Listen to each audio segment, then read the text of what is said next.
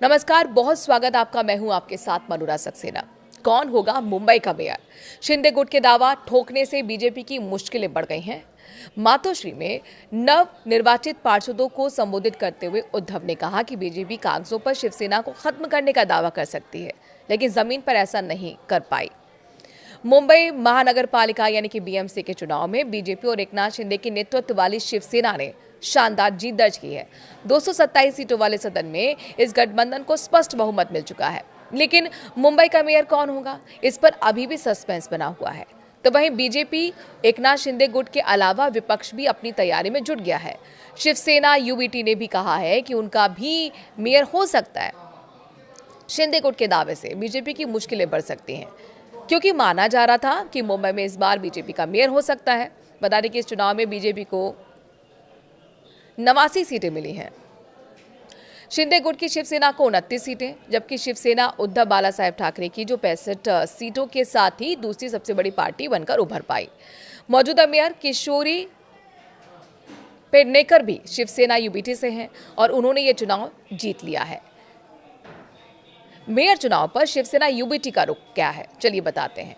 Mayor पद को लेकर जारी खींचतान के बीच शिवसेना यूबीटी प्रमुख उद्धव ठाकरे ने डिप्टी सीएम एकनाथ शिंदे और बीजेपी पर तीखा हमला बोला है। मातोश्री में नवनिर्वाचित पार्षदों को संबोधित करते हुए उद्धव ने कहा कि बीजेपी कागजों पर शिवसेना को खत्म करने का दावा कर सकती है, लेकिन जमीन पर ऐसा नहीं कर पाई।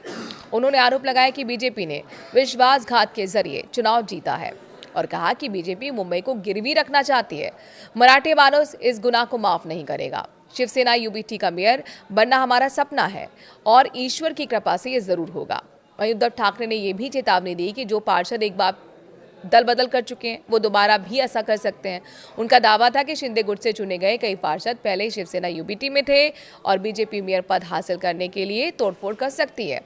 2.5 साल के मेयर पद की मांग यहां पर निकलकर सामने आई है। इस बीच शनिवार को शिंदे गुट की शिवसेना ने अपने नवनिर्वाचित पार्षदों को मुंबई के एक लग्जरी होटल में ठहरा दिया, जिससे राजनीतिक सरगर्मी और तेज हो गई।